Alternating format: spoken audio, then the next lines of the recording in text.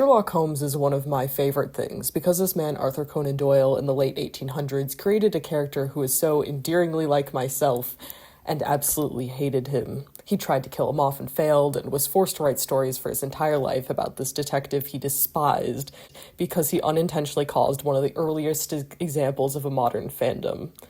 His brother-in-law wrote gay fan fiction. Nobody talks about any of Arthur Conan Doyle's other books.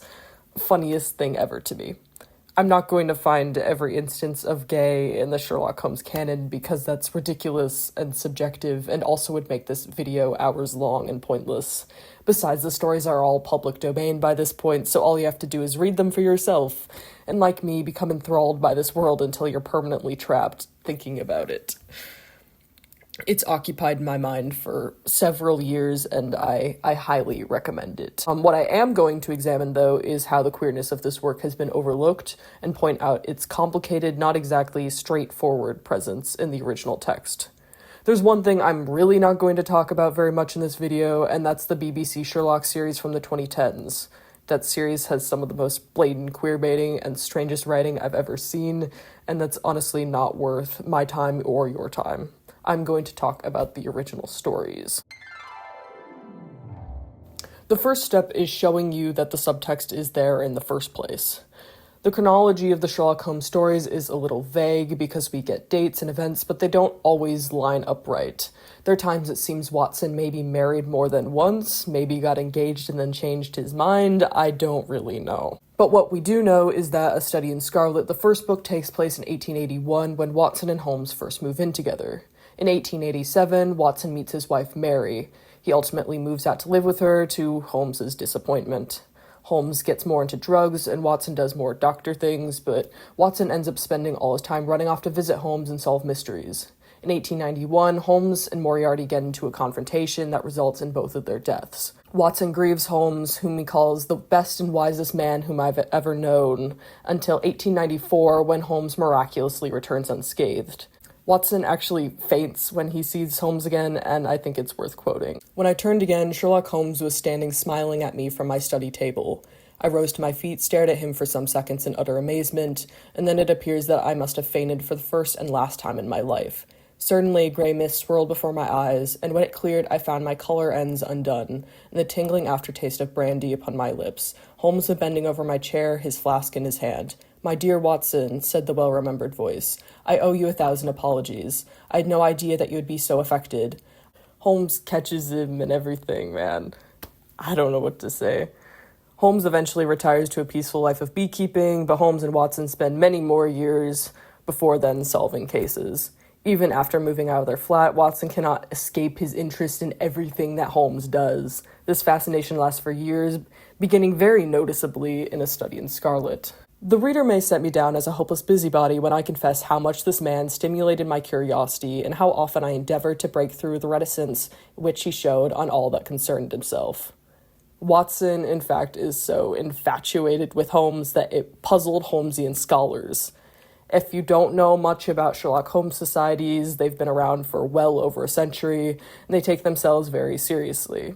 Their premise is often referred to as the Great Game, essentially trying to explain the Sherlock Holmes stories as though they are genuine memoirs written by Watson. Most of the game consists of nitpicking plot holes and using theories in the context of the era to resolve them. Some of the problems are the obvious ones, like what Holmes was up to when he was presumed dead after his confrontation with Moriarty in The Final Problem.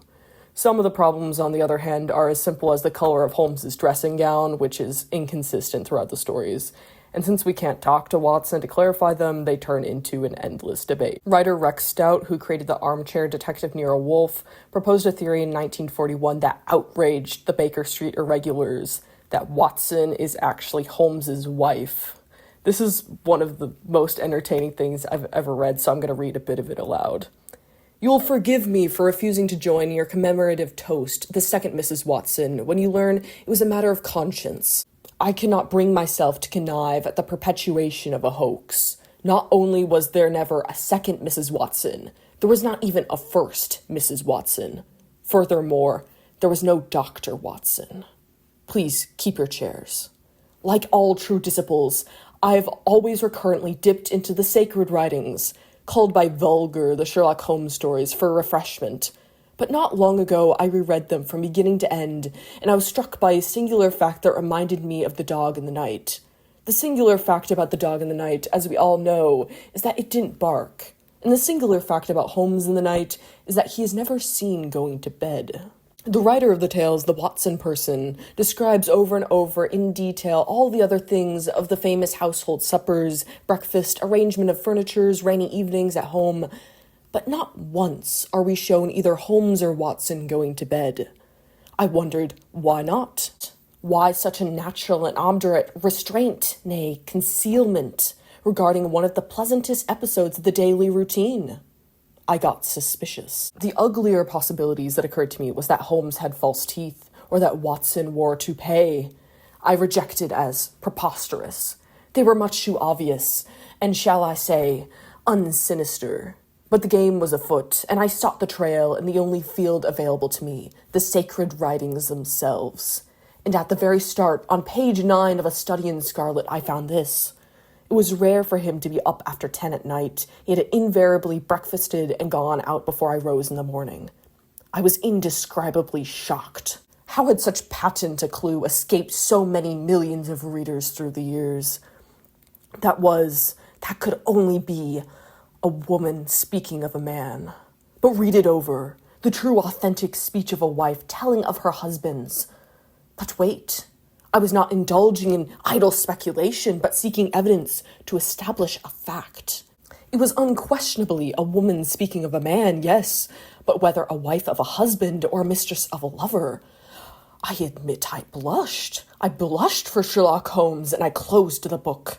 But the fire of curiosity was raging in me, and so I opened again to the same page. He then, goes on to select, random numbers of vague significance to the Sherlock Holmes canon, like Holmes's age when he moved to Baker Street, 27, finds the 27th story, takes the first letter of the title, etc., until he's managed to spell out Irene Watson. The only wedding that Holmes ever attends in the canon is Irene Adler's wedding in A Scandal in Bohemia. Therefore, Stout argues Watson is actually Irene Adler, and he marries Holmes in that story. I find it very reassuring that people in 1941 were making the same kinds of outrageous fan theories that people do today. People never change, and that's beautiful. So we know that for forever, people have noticed the way Watson sees Holmes. But does Holmes return that sentiment? Especially in modern adaptations, there's this perception of Holmes as this unfeeling, detached figure. In the BBC Sherlock series, they even go so far as to call him a sociopath. That version of Holmes is apathetic and sometimes cruel, but is excused for it because he's so brilliant, even though the show's writing is so bad that his supposed brilliance has no basis in observation or realism, but whatever. Book Holmes, on the other hand, is actually a rather silly, affectionate guy. He only has a few friends, but he isn't emotionless at all. There's one scene in The Sign of Four where he plays the violin to help Watson sleep after a long, stressful day, and it's so sweet. He's someone very passionate about niche subjects and is totally enthusiastic about sharing them. He plays his violin, likes to make pillow forts, jokes about his cases, loves theater and opera, and appears completely at ease around Watson. The impression I get is that we would probably call him autistic today, and I'm saying this as someone who is obviously autistic. He's managed to end up doing what he loves for a living, and it's satisfying for him to be applauded for skills and interests that would otherwise have been overlooked as weird and off-putting. I'm like the two wolves meme. The two wolves inside of me are that Sherlock Holmes is gay and that Sherlock Holmes is aromantic and asexual. That isn't to decide that those are the labels that Holmes himself would have used, as I don't think that he needs definitive labeling, but those are potential lenses through which we might choose to see Holmes. What we know for certain is that he repeatedly expresses disinterest in romantic relationships with women. Famously, A Scandal in Bohemia opens with this description of Irene Adler, the capable young woman who outsmarts Holmes. To Sherlock Holmes, she is always the woman. I have seldom heard him mention her under any other name. In his eyes, she eclipses and predominates the whole of her sex. It was not that he felt any emotion akin to love for Irene Adler. All emotions, and that one particularly, were abhorrent to his cold, precise, but admirably balanced mind. He was, I take it, the most perfect reasoning and observing machine that the world has ever seen, but as a lover he would have placed himself in a false position. Despite many adaptations needlessly making Irene Adler a love interest, Watson insists that their feelings for each other were only mutual intellectual respect. Watson gets along well with his female clients as well. Watson notes in The Golden Pince-Nez that I may have remarked before that Holmes had, when he liked, a peculiarly ingratiating way with women, and that he readily established terms of confidence with them. In The Sign of Four, however, Watson says that women are never to be trusted, not the best of them. This seems at first to be rooted in the misogyny of the era, but it's a lot more complicated than that. The Sign of Four is a story where Watson meets his wife, Mary. As the story progresses, Watson becomes increasingly close with her, and Holmes becomes increasingly jealous. At one point, Holmes hosts dinner at their home, telling Watson, "You have never yet recognized my merits as a housekeeper." He seems almost to be showing off, trying to prove to Watson everything that he'd be missing if he left him for Mary. Though Watson as a narrator seems oblivious to this, Holmes's frustration and distress become particularly noticeable at the conclusion of the story. When Watson excitingly informs Holmes that he's going to be married, Holmes reacts wearily. He gave a most dismal groan. "I feared as much," said he. "I really cannot congratulate you." I was a little hurt. "Have you any reason to be dissatisfied with my choice?" I asked. "Not at all. I think she's one of the most charming young ladies I ever met, and might have been most useful in such work as we have been doing. She had a decided genius that way, witness, blah, blah, blah, all the things that she did during the case. But love is an emotional thing, and whatever is emotional is opposed to that true, cold reason which I place above all things. I should never marry myself, lest I bias my judgment." "I trust," said I, laughing, "that my judgment may survive the ordeal. But you look weary." "Yes, the reaction is already upon me. I shall be limp as a rag for a week." And then they talk about some other stuff, blah, blah, blah. And then Watson says, "The division seems rather unfair," I remarked. "You have done all the work in this business. I get a wife out of it, Jones gets the credit. Pray, what remains for you?" "For me," said Sherlock Holmes, "there still remains the cocaine bottle." And he stretched his long white hand up for it. And that's how the story ends. Like, yikes. I frequently waver in how I perceive Holmes. On one hand, this is a man who responded to Watson first seeing Mary and exclaiming, "What a very attractive woman," with a very tired, "Is she? I did not observe." Watson, during that interaction, goes on to call Holmes an automaton, positively inhuman at times, to which Holmes smiles amusedly. He seems comfortable in his own lack of attraction to other people, accepting it as just another way that people see him as eccentric. Being so emotionally linked to Watson as a partnership doesn't necessarily mean that he's interested in him in a way other than friendship, and I think it's perfectly reasonable to see the two of them as close friends. Something about the ending of The Sign of Four, after all, really does speak to me as someone who's never had interest in relationships like Watson's with Mary. There's something exhausting about being resigned to being secondary, to being eventually left behind. However content you are with friends, you're told by society that that shouldn't matter as much, that there's some kind of hierarchy that you're innately incapable of unlocking the top tier of. It's also extremely rare for popular mainstream characters, or even characters at all, to be aromantic or asexual. Because Watson's right there, it's easy to default the two of them to gay. Likewise, close platonic relationships were actually fairly normalized in the late Victorian era. There was this popular idea of a romantic friendship, which was a very close, committed bond between friends. Friends of this type were affectionate and dedicated to one another, but were not physically intimate. Instead, their connection was purely spiritual, which was something that the Victorians really adored, as they were extremely squeamish about anything that could be perceived as inappropriate. I would guess that many gay partners use this label as justification for their proximity to each other, but that there are plenty of other examples that are completely genuine. On the other hand, though, Holmes's discomfort with Watson's growing relationship with Mary can also be interpreted as jealousy, frustration at the man he loves abandoning him for a woman, all of that. Either way, Sherlock Holmes and John Watson have a significant lifelong relationship that would be considered queer. In one of the later stories narrated by Holmes, he says, "I miss my Watson," and I think that's a good culmination of their importance to one another. I understand that a lot of people would probably try to reach a clearer conclusion, to try to pinpoint Holmes's identity and, prove it. I don't see why that's necessary. Holmes famously says that when you've eliminated the impossible, whatever remains, however improbable, must be the truth. We have eliminated all that we know we can eliminate. What remains is that Holmes is likely some kind of queer. I feel like labeling him would oversimplify the source material and reduce him to that label. I guess the way that I see things is that I would rather read something interesting than something gay. Being gay doesn't automatically make something good, and if it's both, that's wonderful. But at the same time, there's something very important and affirming about letting people see something and say, I believe this is subtextually queer, this speaks to me, and explore that. Where I draw the line is people aggressively gatekeeping the characters and communities themselves, demanding that their interpretation of the ambiguous source material is the only valid one. Which is accomplishing about the same as people who refuse to acknowledge the possibility of anything gay going on in their fiction. Both refuse to examine the complexities, latching onto the material only to forcibly fit it into their categories and archetypes without taking note of any intentional evidence from the source material. I'm not saying this to act holier than thou, or to say that fixating on or simply not seeing the queerness in a work is morally wrong. I'm just saying that everything is frequently a kaleidoscope of interpretations that are all offered up by the source material. That's what I'm saying. And sometimes you need to touch grass and accept that you won't always get a pun unintended straight answer. With a character like Sherlock Holmes, who exists in a different social context from our own, is repeatedly reinterpreted for new settings and stories, who knows?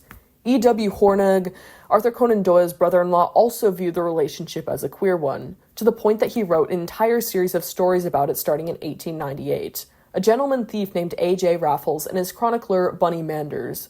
Raffles is highly intelligent and charismatic. Bunny is obsessed with him. Hornung based it off of both the Holmes stories and the relationship between two of his friends, Oscar Wilde and Lord Alfred Douglas, who were gay. It's Sherlock Holmes' partner in crime, alternate universe gay fan fiction. It's the Sherlock Holmes subtext amped up to 10, amped up from subtext to text. To get an idea of what these stories are like, I'm going to read a passage for you from The Ides of March, which is the first Raffles story. For context, Raffles has just tried to lure Bunny into doing robberies with him. Together, I jumped at it. I'll do anything in this world for you, Raffles, I said. If you really mean that you won't give me away. Think of anything you like and I'll do it. I was a desperate man when I came here, and I'm just as desperate now. I don't mind what I do if only I can get out of this without a scandal. Again, I see him, leaning back in one of the luxurious chairs with which his room was furnished. I see his indolent, athletic figure, his pale, sharp, clean-shaven features, his curly black hair, his strong, unscrupulous mouth. And again, I feel a clear beam of his wonderful eye, cold and luminous as a star, shining into my brain, sifting the very secrets of my heart. Bunny is so pathetic. Watson's been in the military, he's a doctor, he's very competent, but Bunny's just a loser. Raffles continues to be incredibly manipulative towards him throughout this series, but there's this very interesting dynamic of him almost seducing Bunny into crime, tempting him with the pleasure of enjoying wrongdoing and wickedness. And Bunny just keeps going with it until he's in what looks exactly like a toxic relationship. There's really blatant implications to their criminal affiliation with each other as this forbidden indulgence. There's also a lot of cricket. They talk a lot about cricket. E.W. Hornung two things: gay people and cricket. In fact, Bunny's whole idolizing crush on Raffles probably developed because Raffles was captain of the cricket team back in school, and Bunny was Raffles's fag back then, which does not mean what you think it means. There's an excellent annotated version of the Raffles stories online, and I think the footnote explains this better than I could. A fag at a British boarding school was a junior boy who acted as a kind of servant to a senior boy. The theory was that by first serving and then being served, a young man who was likely as an adult to command subordinates learned about the relationship from both sides. Depending on the school and the time, senior boys might be allowed a wide latitude in dealing with their fags, even to the point of inflicting corporal punishment on them. And of course, they might also take sexual advantage of them pretty easily. Homosexual relationships between boys were never encouraged, but in general they were accepted as normal and inevitable in the public schools. There were exceptions to this tolerant attitude. When he was headmaster of Wellington College, Edward Benson, later Archbishop of Canterbury, was known as a disciplinarian, particularly obsessed with keeping the boys from beastly behaviors. He imposed restrictions, including on fagging, designed to thwart efforts by older boys to take advantage of younger ones. And then, convinced that at night the boys were climbing over the partitions between their sleeping cubicles to evade the restrictions, personally saw to the stringing of double lines of barbed wire over them. It should be noted that even among the most tolerant of the age, boys who continued to evince a preference for male partners after the school years were almost universally condemned as deviant. I said, it doesn't mean what you think it means, but I kind of lied because the term absolutely means what you think it means, just in a roundabout way. E.W. Hornig intended the stories to be a tribute for his successful brother-in-law, and even dedicated the first volume to him as a form of flattery. Doyle was not amused, and the dedication is gone for most editions following it. In his memoirs, Doyle wrote that, "There are few finer examples of short story writing in our language than these, though I confess I think they are rather dangerous in their suggestion. I told him so before he put pen to paper, and the result has, I fear, bored me out. You must not make the criminal the hero." One interesting detail is that Hornig and Doyle were both friends with Oscar Wilde, and as mentioned before, Hornig conveyed his variation on the Holmes-Watson pairing as intentionally similar to Wilde and Lord Alfred's. In 1895, Wilde was incarcerated for homosexuality, causing a panic among gay men in London. Many traveled to the countryside for some time to avoid the sudden attention the issue was getting in the public eye. The adventure of the three students begins with this passage. It was in the year 95 that a combination of events, into which I need not enter, caused Mr. Sherlock Holmes and myself to spend some weeks in one of our great university towns, which indicates that Sherlock Holmes and John Watson did the same, a detail that feels too specific to be a coincidence. And just as Oscar Wilde inspired Raffles, it's likely that he inspired Holmes himself. In 1889, Doyle and Wilde met at a dinner party. They enjoyed discussing their writing and left the party with fresh ideas that they'd picked up from one another. These became the second Holmes novel, The Sign of Four, and Wilde's novel, The Picture of Dorian Gray. From that point onward, Holmes takes on a wittier, indulgent attitude towards life, lounging around, doing cocaine, and bantering with Watson. He sort of becomes a variant of Oscar Wilde, a little more flamboyant and dramatic than he was before. He put his fingertips together and leaned his elbows on the arms of the chair like one who has a relish for conversation. "My mind," he said, "rebels at stagnation. Give me problems, give me work, give me the most abstruse cryptogram or the most intricate analysis, and I am in my own proper atmosphere. I can dispense then with artificial stimulants, but I abhor the dull routine of existence. I crave for mental exaltation. That is why I've chosen my own particular profession, or rather created it, for I'm the only one in the world." Here is the obligatory joke, which I hope that you find absolutely hilarious. Sherlock Holmes, more like Sherlock homosexual. Okay, moving on.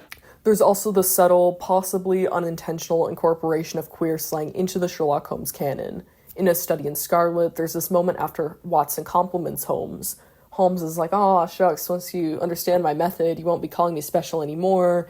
And Watson responds, "I shall never do that," I answered. "You've brought detection as near an exact science as it ever will be brought in this world." My companion flushed up with pleasure at my words and the earnest way in which I uttered them. I had already observed that he was as sensitive to flattery on the score of his art as any girl could be of her beauty. Earnest was Victorian slang that referred to queer men, as in, is he, earnest? We don't know if this was intentional, but given the context, it's entirely possible. Regardless, there's something both very queer and very autistic about being an observer from the outside, always under guard in order to get the needed information to piece together what exactly is going on. Holmes is a master of disguise, appearing as a homeless man, an old woman, all sorts of different people in order to fit into his surroundings. He's never a real part of his cases, he's a watchful eye only, but his cases nonetheless give him life. Without them, he doesn't know how to be himself. He's bored, irritable, he turns to drugs for dissociation. He dives into these lives and deaths of other people almost vicariously, relying on them to make his existence fulfilling. He aids helpless people who would have been stigmatized for being victims of blackmail, abuse, or family drama outside of their control, sympathizing with them and treating them with dignity. Being queer in Holmes's day was criminal, especially with Wilde's name so notorious. and that kind of unspeakable criminality was difficult to address in that climate. In The Strange Case of Dr. Jekyll and Mr. Hyde from 1886, it doesn't even address what Jekyll's shameful vice was that inspired him to create Hyde. But there's this implication of some kind of repressed desire, which is heightened by the lack of women in the novella. And in the case of Holmes, how do you reconcile being a criminal and being someone who values justice? That's something that adapting the stories to a modern setting completely overlooks. The experience of being someone outside of the social norm, not just in personality and career, but also in an innate, unignorable way that was classified as violent and taboo. Having one true companion in the world, but never being able to speak the truth about yourself or each other out of fear of being condemned and rejected. In an era where being degenerate as a criminal and being degenerate as a queer person were considered irredeemable and equal in corrupting power. In one story, Holmes jokes that had he not been a detective, he would have made an excellent criminal. But if Holmes is queer, he already is one just by being. The film The Private Life of Sherlock Holmes from 1970 somewhat explores this dilemma. It doesn't directly discuss the implications of Holmes's queerness, but the subtle references to it early on in the film lay a heavy, melancholy shadow over the rest of the plot. Early in the film, a Russian ballerina makes a weird request that Holmes father her child so it can be, both beautiful and intelligent. Holmes politely refuses, getting out of it by claiming that he and Watson are lovers. When Watson finds out, he's furious, shouting that Holmes is going to ruin their reputations by starting such an outrageous rumor. Holmes only jokes dryly about the matter and points out that Watson's had plenty of relationships with women that will dispel the allegations. But when Watson demands to know if Holmes can say the same, he becomes quiet and refuses to clearly answer. We find out later that Holmes was once engaged to be married, but his fiancée died of influenza before the wedding. Of the film, director Billy Wilder stated that, "I should have been more daring. I have this theory. I wanted to have Holmes homosexual and not admitting it to anyone, including maybe even himself. The burden of keeping it secret was the reason he took dope." Holmes in the film never manages to accept himself. The film's version of Watson is unfortunately probably one of the reasons why. The idea of being associated with homosexuality horrifies and enrages Watson. If Holmes confided even in his closest, most beloved friend, he would face immediate rejection or even violence. Even though the mystery is silly, involving the Loch Ness Monster and a submarine, there's an undercurrent of unspoken sadness to Holmes. I think the reason that we like Holmes and Watson so much and continue to make these stories about them is that one is conventional and the other is unconventional, but only together are they whole. Holmes without Watson is insufferable and lonely. He doesn't have someone to listen to him, to care about him. He might as well be a thinking machine because there's no one in his life he can really open up to. He's a lifelong bachelor who chooses that lifestyle, whose happiness is provided by mysteries and drugs rather than human connection. He shows interest in helping his clients, but keeps them at a careful distance. They aren't his friends, after all. Watson, on the other hand, is extremely conventional. He was in the military, has a reputable profession, courts women, but being with Holmes changes him. Their relationship challenges him, makes him think, gives him a duty as a protector that matters personally to him, rather than as an obligation like his responsibilities as an army doctor. Holmes frees Watson, and Watson grounds Holmes. They're an odd domestic pair. Holmes reacts emotionally when Watson is shot by a criminal. "You're not hurt, Watson. For God's sake, say that you are not hurt." It was worth a wound, it was worth many wounds, to know the depth of loyalty and love which lay behind that cold mask. The clear, hard eyes were dimmed for a moment, and the firm lips were shaking. For the one and only time, I caught a glimpse of a great heart as well as that of a great mind. All my years of humble but single-minded service culminated in that moment of revelation. "It's nothing, Holmes. It's a mere scratch." He had ripped up my trousers with his pocket knife. "You were right," he cried with an immense sigh of relief. "It is quite superficial." His face set like flint as he glared at our prisoner, who was sitting up with a dazed face. "By the Lord, it is as well for you. If you had killed Watson, you would not have gotten out of this room alive." There's something very special about these two, and very warm about these stories. Seeing a person whose main characteristic is his brain reveal his heart in little glimpses, moments so overwhelming in their love that Watson doesn't even know how to react. Watson showers Holmes in praise constantly to try to express how much he cares, but when Holmes praises Watson, tells him just how important he is to him, you know he's not just saying that. And I think that's lovely. We're continually drawn back to this world and these characters because their partnership is so genuine. We might have all moved on from the world of telegrams and horse-drawn cabs, but Holmes and Watson will be in 221 Baker Street, solving cases forever. We'll always be retelling and reinventing them, wondering at the two of them and trying to solve the mystery of what remains unsaid.